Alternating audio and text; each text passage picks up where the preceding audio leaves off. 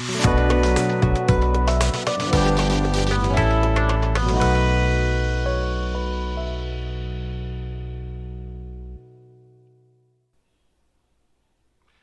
everyone, I'm Tom Davis from Teton, Tenkara, and Tenkara Angler. And I want to talk a little bit about rod flex scales or rod descriptions. In the past, we didn't have many options for Tenkara rods, and many of those actually came out of Japan and essentially only had one type of rod description, and that was in a flex ratio. But nowadays we have many different options for the Tenkara angler. And I want to talk a little bit about how you can find a rod that would work best for you in the situation that you want to use the rod. So the first rod description out there is called the Japanese Rod Flex Scale. It is essentially a description of where the rod begins to bend when a small force is placed on the tip of the rod. So if the rod begins to bend halfway down the shaft from the tip towards the handle, that is described in a ratio of 5:5. If it begins to bend more up towards the tip, maybe 1/3 down from the tip towards the handle, then that would be called about a 7:3. The most common rods out there are 5:5, 6:4, and 7:3. There are a few that are 8.2s, and there's some that are even slower than 5.5. But those are by far and away the most common. It's a useful scale. It's very simple. However, the downside to it is that not everybody describes where a rod bends exactly the same, and therefore it's somewhat hard to reproduce, particularly from company to company. But it also does not tell you how much force it takes to make the rod actually bend. For that, we need to use a different scale. So the second tool or scale that we can use to describe rods is called the common sense scale.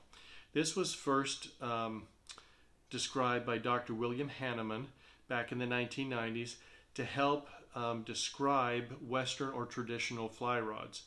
He noticed that one company's 5-weight fly rod was not at all like another company's 5-weight fly rod.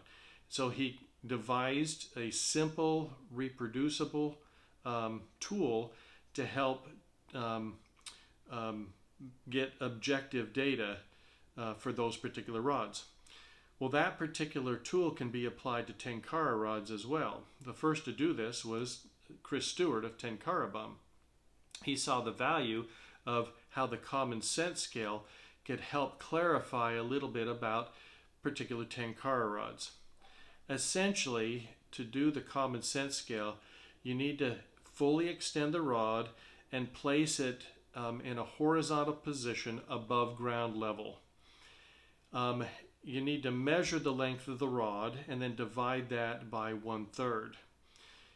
Attach a small plastic bag to the lilian and then put into that bag U.S. minted pennies that were minted from 1996 or later until the deflection of the tip equals 1/3 of the total length of the rod.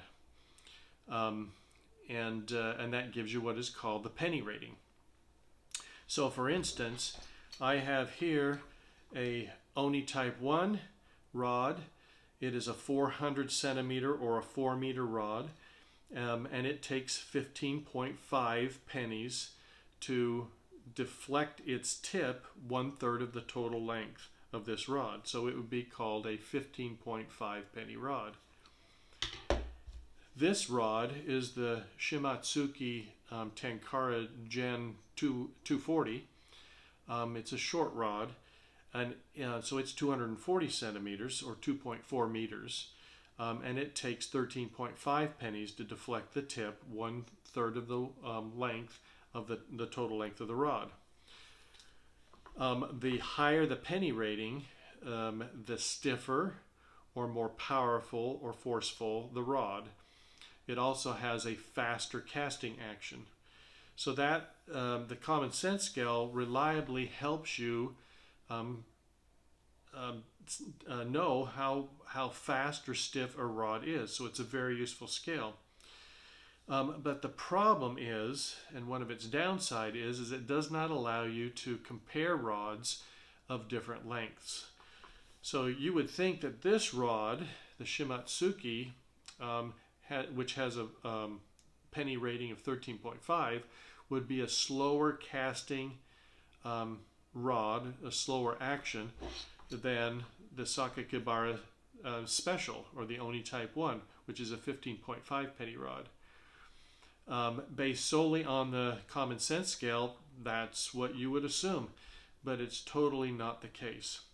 So we need to have a rating scale that not only tells you the force of a rod, so has all the advantages of common sense scale, but also allows you to compare rods irregardless of length, and that's called the rod flex index. So the rod flex index, again, allows you to take the penny rating of any given rod and be able to compare that by neutralizing or taking out the length of the rod in the equation. So essentially what the rod flex index does is you take the length of the rod, you take the penny rating of the rod and you divide it by the length of the rod in meters. So in this case it would be 15.5 pennies divided by 4, because it's a 400 centimeter or 4 meter rod, and that gives you a rod flex index of 3.9 for the Oni Type 1.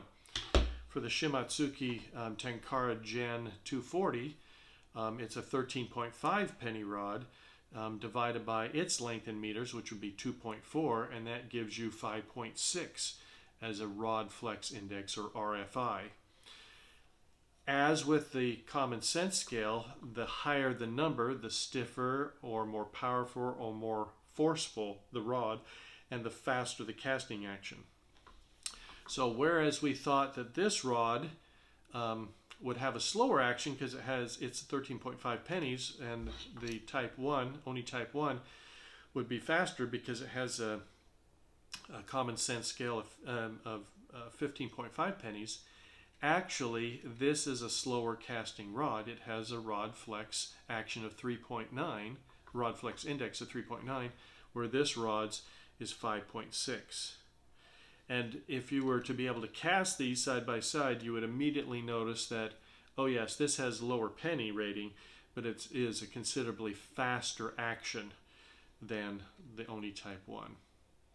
So the rod flex index allows you to take any particular given rod and compare it to another rod irrespective of its length.